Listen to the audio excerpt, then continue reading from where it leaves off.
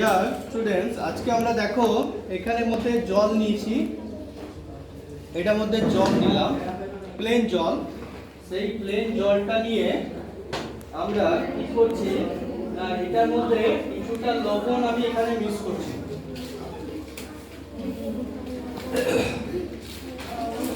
কিছুটা লবণ আমি এখানে মেশাচ্ছি,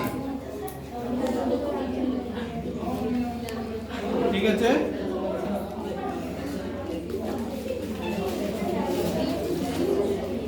এই লবণটা মেশালাম কেন?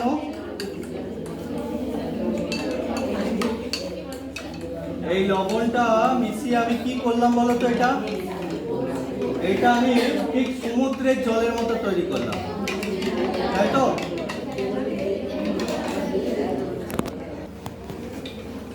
দেখো এইটার মধ্যে আমি কিছুটা নুন দিয়ে আমি কি করলাম, এটাকে নুন জল বানালাম।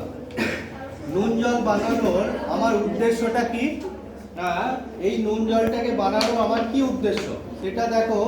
আমি পুরোপুরি এটাকে পুরোপুরি ফুল করছি, যাতে একটু যেন পড়ে গেল, একটু জল পড়ে গেল, আমি সেই জলটাকে, যেটা জল পড়ে গেছে সেটাকে আমি পরিষ্কার ফেলে দিলাম। এখানে আমার পুরোপুরি জল আছে, ঠিক আছে? আগের ভিডিওটায় তুমি কি দেখেছো? ওয়েট হ্রাস হয়েছিল 6 ঘর, মানে 30 গ্রামের ওয়েট হ্রাস হয়েছিল। এবার নুন জলে কি একই ওয়েট হ্রাস হবে? কি হবে, কমবে না বাড়বে? বাড়বে বলছো? আমরা দেখে নিচ্ছি কি হচ্ছে। এখন দেখো কি হয়েছে।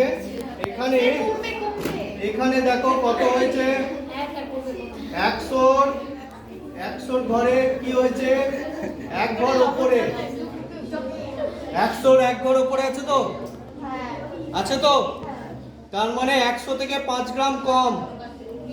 এরপরে আমি নুন জলের মধ্যে এটা ডোবালাম, নুন জলের মধ্যে, মানে 100 1 ঘরে আগে আছে, এটা নুন জলের মধ্যে ডুবানে আমার কি হচ্ছে দেখো, কত হয়েছে এখন দাগটা?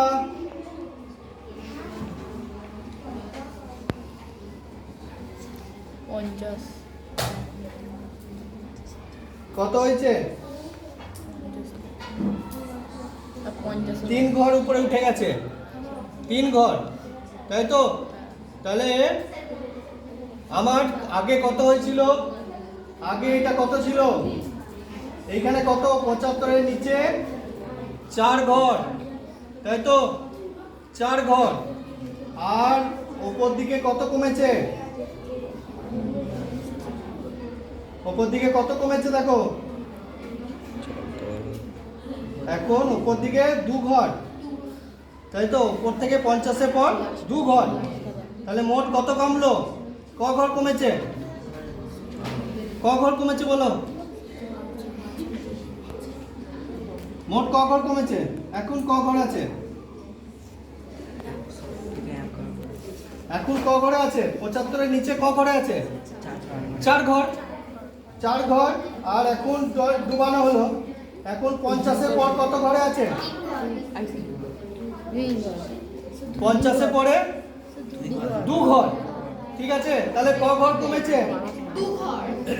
50-এর পর 2 ঘর আছে, তাহলে 3 ঘর এইদিকে আর ওইদিকে 4 ঘর, 4 3 7 ঘর কমেছে। 7 ঘর মানে কত? 35 গ্রাম। তাহলে আগে কি হয়েছিল? আগে কি হয়েছিল? 30 গ্রাম হয়েছিল, এখন কি হলো? বেড়ে গেল 35 গ্রাম। তার মানে ঊর্ধ্বমুখী বলটা বাড়লো না কমলো?